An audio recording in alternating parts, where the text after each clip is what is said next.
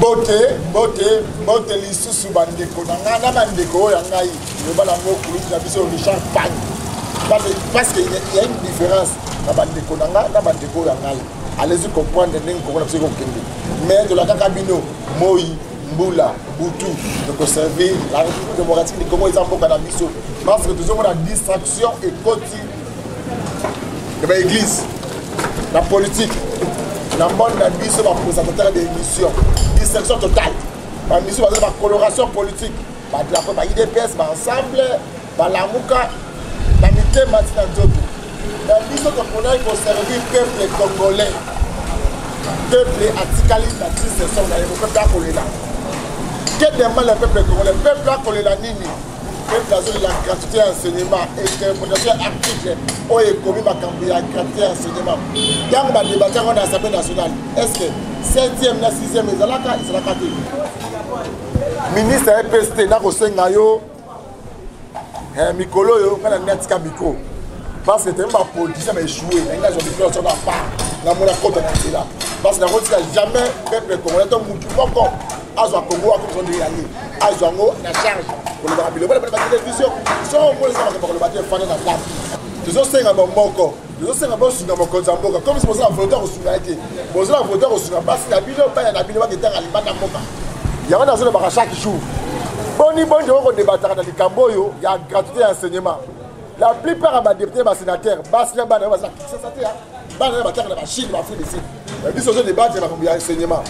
Assemblée nationale, nous avons un ministre à l'EPST. Bon, sur l'année, la Camboyo est gratuité enseignement. Un jour, vous avez complice.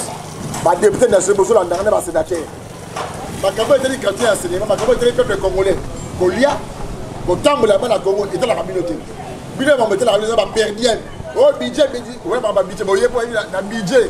Comment vous voter en gros, on va faire intérêt la vidéo. Intérêt à peuple d'État. Vous avez voté le budget, vous avez intérêt à ma paix.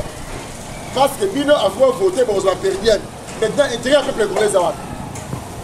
Il y a des micros qui sont dans le micro. Parce que nous avons peuple, à outil de Moko. Ah, nous avons un politicien qui nous avons un Congo, il y a des institutions en Moka Congo. Donc, si on veut nous enlever, ils sont en Bengangali. Nous avons le Congo, le peuple congolais, aux sénateurs, aux ministres, aux députés. Mais si on veut, ma Cambo est à l'île. Dans la TV5, dans la France 24, des bons messages, ma Cambo est à l'île. Peuple congolais font la mise. Félix Tshisekedi Bazate, la ministre et la députée. Nous sommes dans la Macamba, enseignement, dans l'Anzélé-Kéi. Il y a la peuple qu'on lit, personne coûte combien. Matin, c'est ça coûte combien. L'eau, c'est ça coûte combien. Oh, tu as un contrat en Namibie. Contrat en Namibie, au soit. Dans Moka Oyo, lac Kivu, et c'est la Moussani, lac Mobutu, lac les plus poissonnés de l'Afrique. Vous voyez, c'est lac Nil. Fleuve, c'est la carotte. Ce qu'on a mis, c'est ça, dans l'Afrique, ce qu'on dit, c'est que les plus poissonnés de ça, ils vont côté. Donc, ils ont mis ça là, qui vont demander mon aval. Tout ce qui est mon Kozamboka, tout ce qui est mon facile à théâtre. Il y a un conseil de ministre à tout, il faut démissionner. Donc, je vais vous ministère de l'Agriculture. Le ministère de l'Agriculture, nous avons 14e mairie, place office national de café Zalaki. Et c'est la ratine de l'eau. Quand on va entourer, on va accompagner les Libanais et les Chinois. Parce que il y a un plus public, il y a une entreprise où on n'a pas. Mais le ministère de l'Agriculture, c'est la Moussani. Le ministère de l'Agriculture, à mon calendrier, n'a pas encore la Congo Zali. Place de l'Agriculture, n'a pas encore la place. Vous avez consommé vos os au matin, pas de Congo. Il y a un autre Congolais, pour la mise, l'air est grave. Oui, l'air est grave, il y a solo. La mission a dit 5 biso. Pour ça que l'on va voter, vous avez ni député, ni sénateur, ni ministre. Nous avons battu à 50 000 à 5 000 $. Vous avez mis sur le one. Il y a un besoin de faire des ST1. Le le moins extrême qui a une résolution. Bon, il y a le gouverneur général, il y a le professeur Ituri, bon, il y a Moussala Oyo. Il y a Malamu, l'état des sièges de Salamagé, Bangouni, il y a peuple congolais. Il y a l'état des sièges, il y a un gouvernement à Congo. Bon, plus de quelques députés, il y a un bon moyen qui est bon ministère de la Maralolenge et Lomobani. Parce que là, on va faire un travail, il va pas de violence. C'est ça l'intérêt de la Congo. Le Bunda, pour être missionné, qui est dans l'état des sièges, Moussala, Malamu, rien. silence radio. Donc on sait que va extrait la réalisation de professeur Itour, la réalisation état de siège. Comme on est monsieur Salam Malam. Awa, le consolement sur la bana Congo. Mire de la matation, quel demande les peuples congolais. Bon la dame Kolomwa lelo. Na yambi nani, akolo bela penine. Toujours derrière bana Congo. Nenga Salia. Bote papa. Bote papa. Bonne santé. Sentez-moi bien papa journaliste. Oui, oui, awa dosna Itaka 120. Commune de Kinshasa, mire de la matation. Bureau Oyo, siège Oya Marabana, Mboka, Imboka, Kongomani à Solo. Rito Yeba, Kombo na Onani, Nini veut me la plateau d'Abisu. Kombo na Ngai, Nakenda Murinzamba Farid. Ok. Nakenda Murinzamba Farid. Vous avez père de combien d'enfants? Naza père, il y a 2 enfants. Vous fandi wapi? Na fandi na tel jaune. Terre jaune, c'est la commune ya? Naza la commune ya Nsele. Ok, Nini Mimio Awa, na se Amboula. Et là que mes miningaya wa papa journaliste, puisque grand frère Nangaï o ngana landi a koufi na Paris na France. Ba grand frère o a koufi a fani na azoko résidé na foyer ADF rue Voie de la Lomé, non 5 barrière de Buisson. Code postal 91 370 tel 01 69 20 34 09 Massif barrière de Buisson, France, Paris. Kombo na Inani. Kombo na ye Bakumwiki Odon. Bakumwiki Odon. Azalaki nani pe azali nani. Bon, pourquoi on pousse déjà? Azalaki nani. Azalaki Moussala l'environnement. Après, Azalaki fonctionnaire l'environnement. Va fonder syndicat na Bango. Dina fête. Na Sima. Azalaki na parti ya IDPS. Grade na ye na IDPS Zali Oyo. Bureau d'études carte non 11 17 172 na 1991 azwaki carte oyo. Kombo na ye Bakumwiki Odon. Commission PAG administration publique fait à Kinshasa le 5 11 91. Tenons bon, il dépêche vaincra. Yango. Akanga qui fait photo la conférence nationale là, Etienne Tshisekedi. Oyo carte na la conférence nationale. Sikoyo na marche l'air baza ko sala marche azala combattant munene. Ba beta ki na ba soda ya Mobutu na 1960. Sikoyo ba memie azaki evwani azaki paralysé ba memie na clinique kinoise na Gombele Rwanda.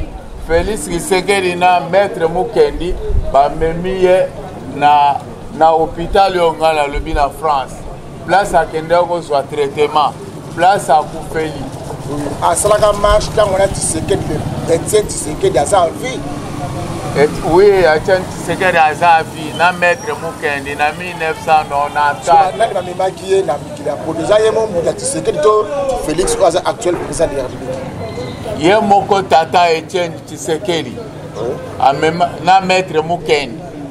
Amemi ye na présence na ngai na za kusala na kaungula na yawa abengi nga grand frère aza malade leringa na ye alobi petit la ndilanga démarche oyo toketi na ndako ya maître Mukendi na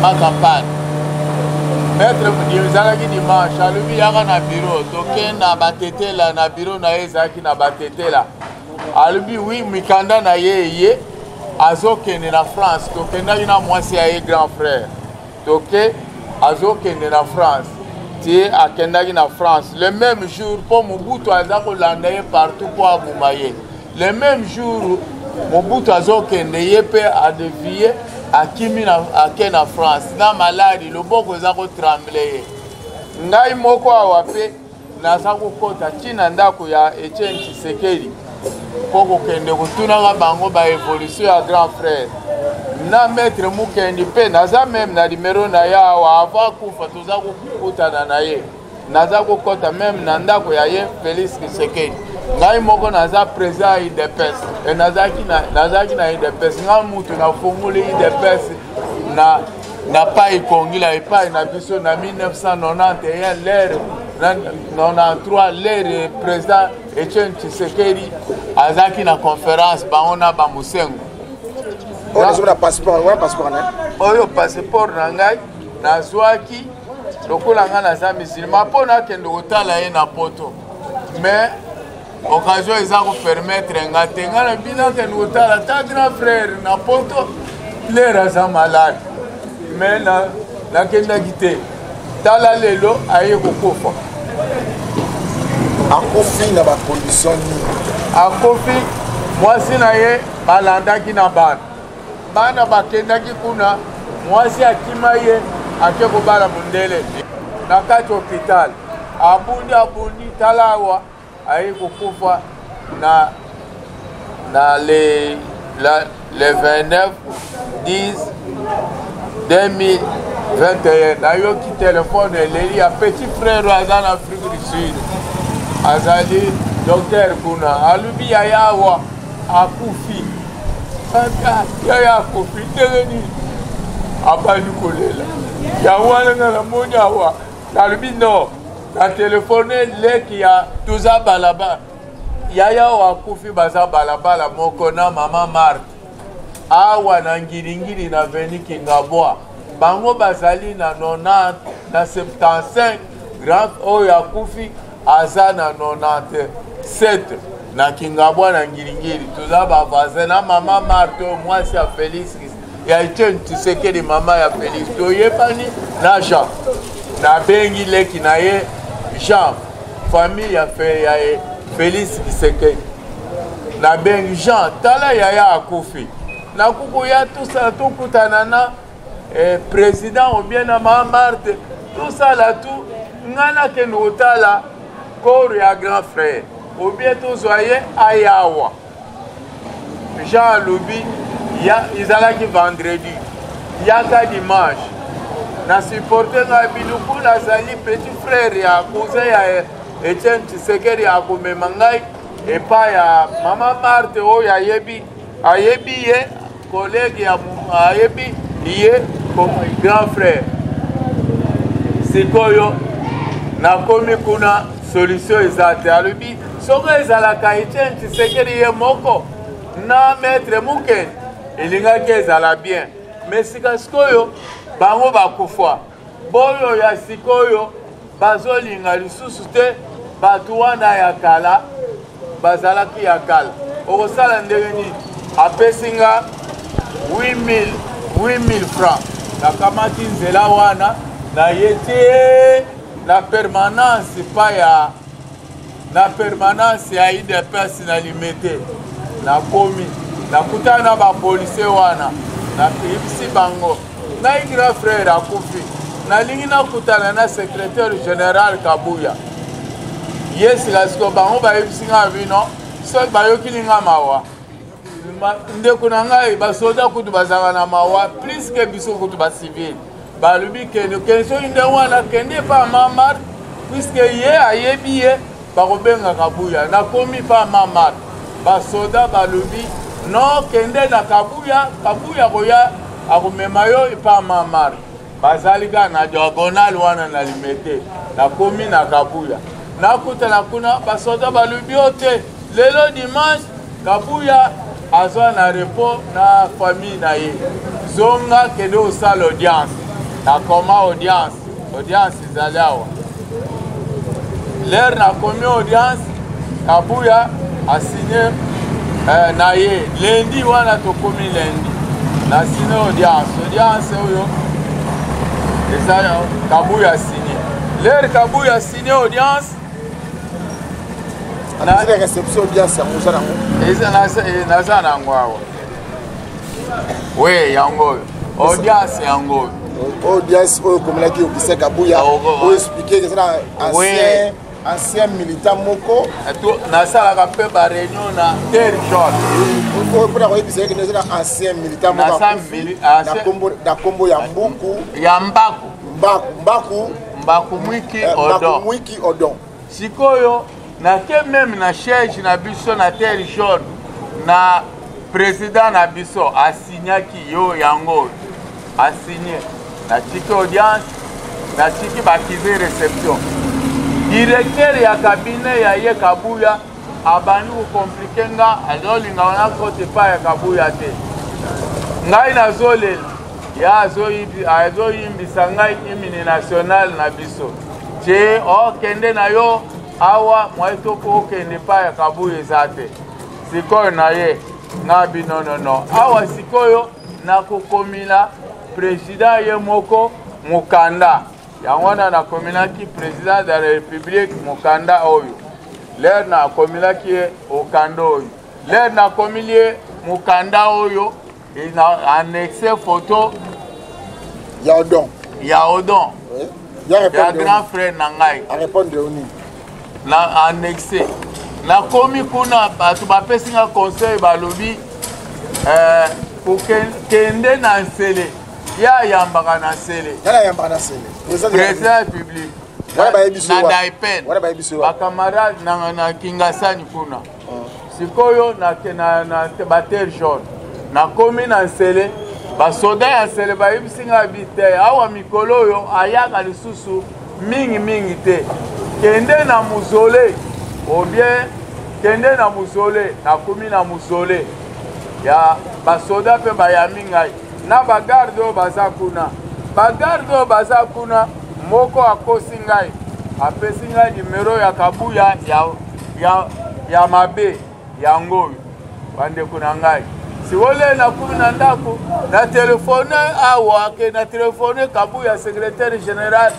nzoka moto azoyamba kaka ye moko sikoyo nakumi ti lega kuni pa Marte tokotala kuna kotala yaka na ndako na ngai nakomi pa Marte basoda balobi no kende pa ya Kabuya ye moko nakomi pa Kabuya zela wana nakomaki na 7h nazobenga na telefone na nimero oyo ti aye koyamba ngai bapolisier bazaki wana na garde balobi te liya oyo fwa oyo tozoyoka eza ya Kabuya te kende na yo ya Kabuya te andengeni nazwi mbangu nabandi kokende napalinga mbi nake na palais de marbre nakumi na palais de marbre balobi non banda Kabila kufa soda azalaki kuna bayambaka lisusu te kende na Kanchacha na Mongalema nakamati nzela wana nazwi bisi tina kitambo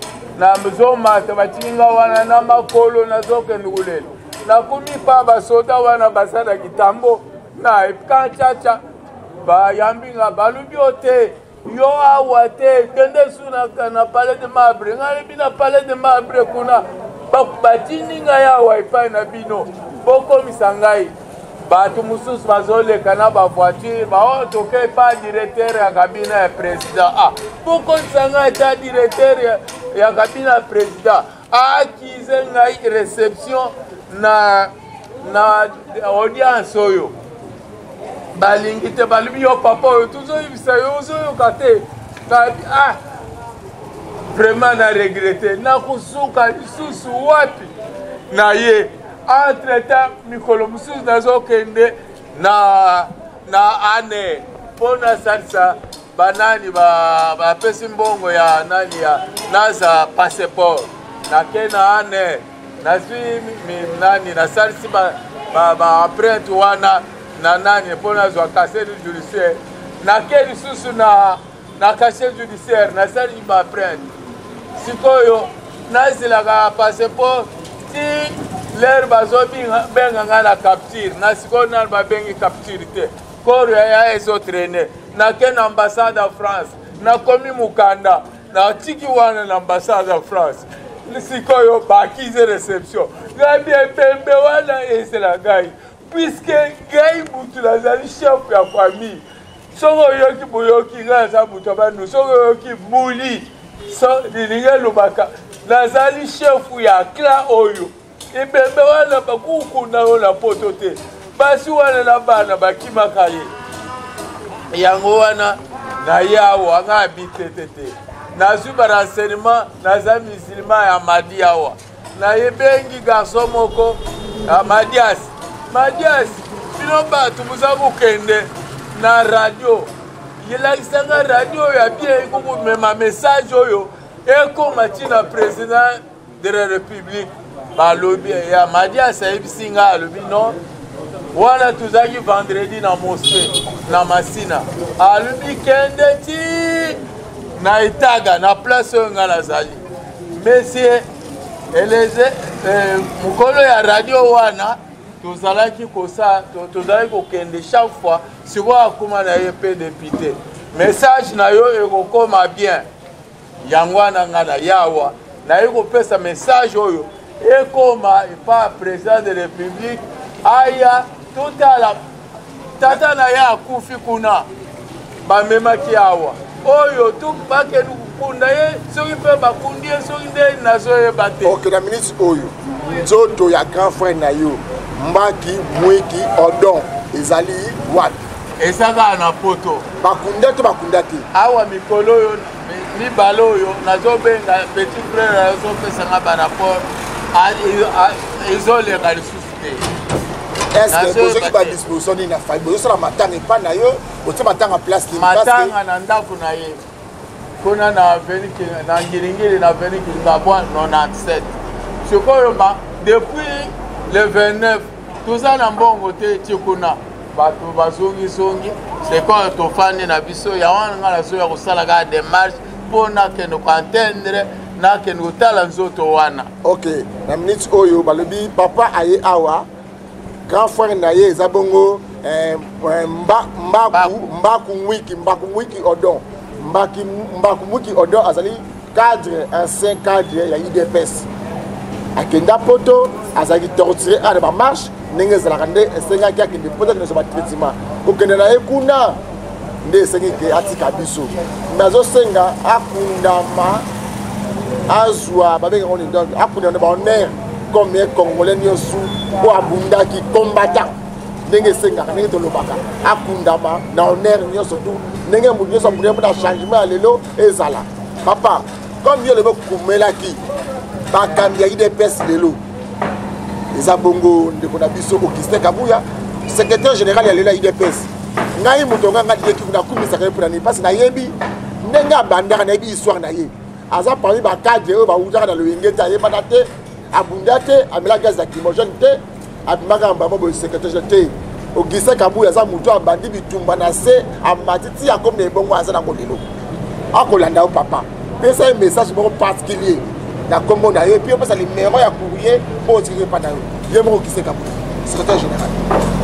Oui, secrétaire général ngala komba kitana directeur ya cabinet na yo nakosaki lettre oyo bayambaki yango bakise réception mais yo na ngai tukutani nanu boye te yango wana nga nalobi yo ya tokutana na ngai na yo omema message oyo na Marc Kaburu na epai ya ye moko président de la république famille biologique ya ngai nazali petit frère na ye mpe chef ya famille tokutana tozwa koru wana tokunda yango awa na honneur na ndenge abundilaki Congo oyo na basyndicaliste na bafonctionnaire ye moto abandi Golgota lero wana banani meme na enseignement bazalaki na syndicat te syndicat ezalaki kaka yango wana oyo grand frère nanga afondo bazobenga Golgota la fonction publique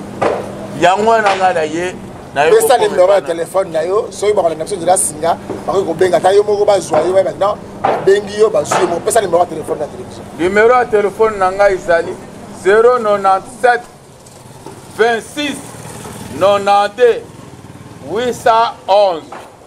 Na répété numéro ya téléphone na ngai ezali 097 26 92 811.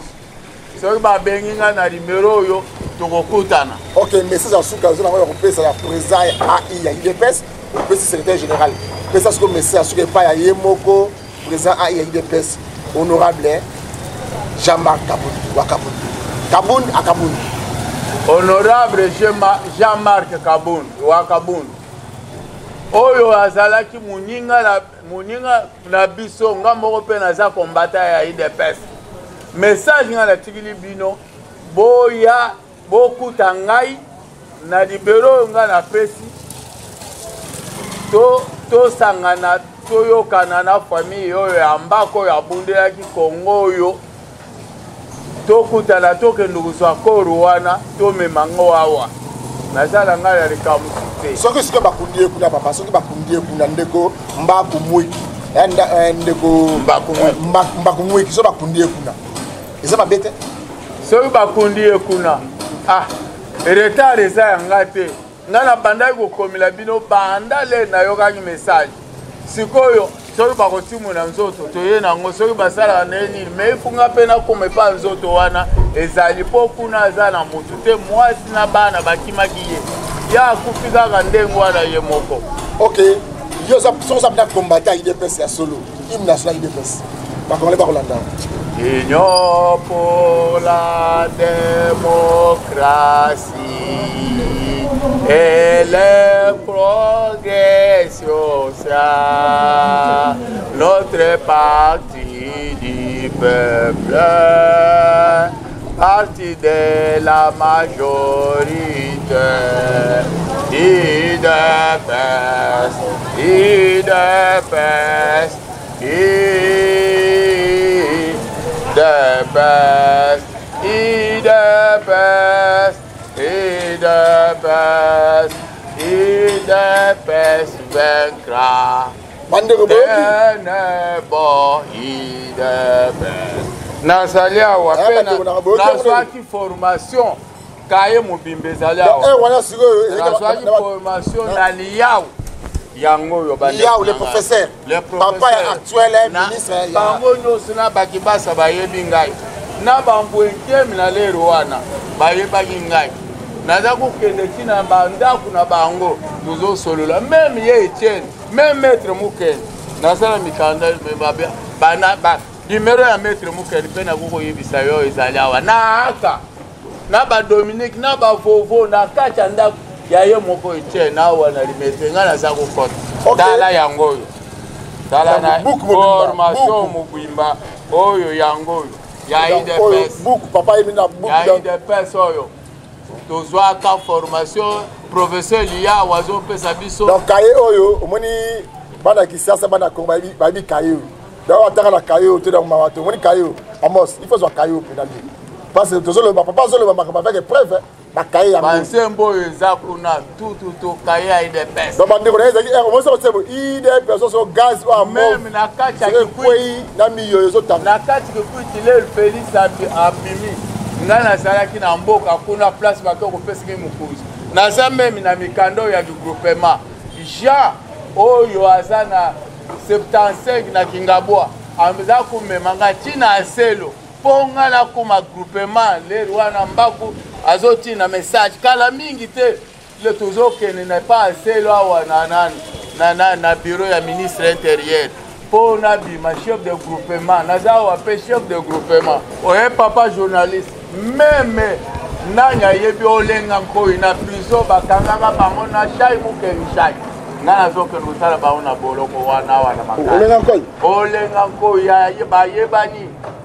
ayebi mpe ayebi mbaku mwiki oui basi na bango na ke shai Mukeni shai na 13 baportiche na 1993 bakangaki bango boloko bakendaki na cardinal Echo nga nazokende kotala bango na olenga nkoi na boloko ayebi mbaku olenga nkoi muninga na yo bozalaki ne na boloko yo akufi na poto yo mpe vie nani mboso kolipwanga leki na yo azalaki na université na poto mbaku mwi tobengaki yo mboso ke ambose bosala tu tokende kozwa ebembe wana boyebisa président de république bozwa ebembe wana tuya yo kibasa yo ezala babwenkem liuyau yo tata na yo bazalaki na commission oya na conférence commission moko basalaki na tata na yo liam professeur liam na suki wana on azali na papa journaliste la baxi pona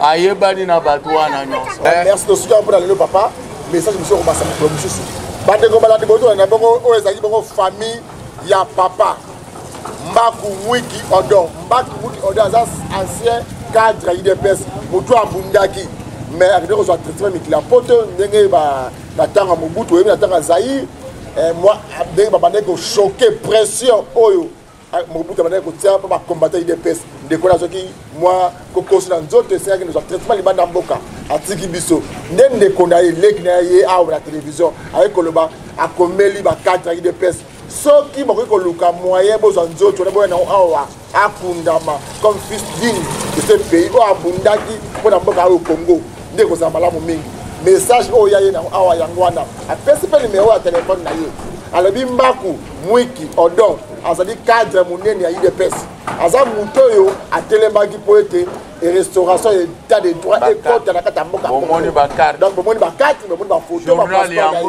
journal yango à l'époque journal oyo esraki azwa visa ya okenda France yango oyo donc ngai nasali musala na ngai dalingi bola na quelques réalisations de la province état de siège la province à Ituri. Il s'appelle Serge Sekabo, 30 ans révolu, général autoproclamé de la milice FPIC communément appelée Chinia Kilima, ce chef rebelle arrêté par les forces de défense et de sécurité au quartier Kindia en ville de Bunia était à la base de plusieurs attaques en territoire du Roumo, affirme le lieutenant Gilles Ngongo, porte-parole de FARDC en Ituri. Il est l'auteur des attaques sur Nyakoundé, Marabo, ce n'est pas une personne à présenter. Mais aujourd'hui, grâce à la vigilance des forces armées, en ville comme en brousse, les forces armées ont maîtrisé ces messieurs et cela montre notre détermination dans la conduite des opérations, mais aussi, à cette période, nous avons ravivé nos services de renseignement. Appréhendé grâce à la dénonciation de la population, preuve d'une bonne collaboration avec les services de défense et de sécurité. Toutefois, le lieutenant Jules Ngongo souhaite voir la population raviver cette coopération pour permettre au FARDC de détruire complètement tous les réseaux criminels à cette période de l'état de siège. Nous encourageons tous ceux-là qui ont suivi la logique et les mots d'ordre du commandant des opérations, le lieutenant général Luboya Kashamadjoni, à collaborer, à dénoncer tous les malfrats qui sont parmi nous. Et voilà, aujourd'hui, Serge, autoproclamé général, Malaika, des groupes armés Chinyakilima, est dans le filet des forces armées de la République démocratique du Congo. Place à la justice et il va répondre à ses actes. Après sa présentation au gouverneur de province, le lieutenant général Luboya Kashamadjoni, ce chef de file des miliciens FPIC, a été mis à la disposition de la justice militaire. La coopération entre la RDC et l'Union européenne se porte bien. Cette organisation des États européens annonce un appui au secteur judiciaire, à la police et aux forces armées à la période allant de 2021 à 2025 dans les provinces de l'Ituri, de l'Équateur et du Kasaï. Objectif, contribuer à la restauration de l'autorité de l'État. Un montant de 55 millions d'euros est déjà disponible pour cette fin. Un bureau d'assistance technique pour la mise en œuvre de ce programme sera installé à Bunia dans les tout prochains jours, a promis l'ambassadeur de l'Union européenne en RDC, Jean-Marc Chantegny, au cours d'un tête-à-tête avec le gouverneur militaire de l'Ituri. Concrètement, d'un certain nombre de programmes que nous souhaitons mettre ici en place pour accompagner le rétablissement de l'autorité de l'État en Ituri. Nous allons avoir des programmes en matière de justice, en matière de police, en matière d'appui aux forces armées, et nous avons choisi avec le gouvernement congolais que l'Ituri soit une des provinces prioritaires de notre action de coopération en matière de gouvernance. Parlant de la situation sécuritaire de l'Ituri, le chef de la délégation de l'Union européenne en RDC a salué les efforts fournis par les forces armées pour imposer la paix en Ituri. C'est une province qui est affectée par des groupes armés avec beaucoup de victimes et c'est pour moi l'occasion de marquer la solidarité de l'Union européenne, des peuples européens avec le peuple congolais, avec le peuple iturien qui fait face à ces atrocités. C'est aussi marquer le soutien au FRDC, au gouvernement, au gouverneur, pour l'action qu'ils mènent pour lutter contre ces groupes armés. Signalons que l'ambassadeur de l'Union européenne en RDC a visité le militaire blessé de guerre interné à l'hôpital général de référence de Bunia, une manière pour ces diplomates de témoigner de sa compassion envers ces militaires qui ont versé leur sang pour défendre le pays. Pour moi, cette visite était très importante. J'ai vu ces soldats qui ont été blessés en action. Les FRDC, c'est le témoignage de leur engagement, des opérations qui sont effectivement conduites contre les groupes terroristes et les groupes armés. Et j'ai été frappé par l'engagement de ces soldats qui se sont sacrifiés pour leur pays, dont certains de leurs camarades sont aussi morts. Et à travers cette visite, avec le gouverneur général, j'ai voulu rendre hommage à leur action, qui est pour moi cruciale et importante pour votre pays. J'ai voulu aussi saluer bien sûr les personnels de santé, les gens qui sont avec eux, qui les soignent et qui, je l'espère, les aideront à recouvrer une vie normale. Ce que j'ai vécu ici, c'est de découvrir les réalités de terrain. On va les partager avec les autorités, avec le gouvernement, avec le gouverneur. Nous, Union européenne, on va continuer à rester engagés aux côtés du gouvernement congolais, aux côtés de l'Ituri pour lutter contre ces groupes armés, ces groupes terroristes, pour ramener une paix durable pour le pays. Il y a des de siège, c'est un théâtre, réalisation. Donc on comprend que vous avez un salaire, il y a 300 000 francs congolais, comme un salaire à 600 000. Mais vous avez pour la nuit. Mais il y a des députés en complicité avec quelques politiciens, au qui étaient des sièges, et ça l'a fait, pour vous mettre la Koyiba Mbongo.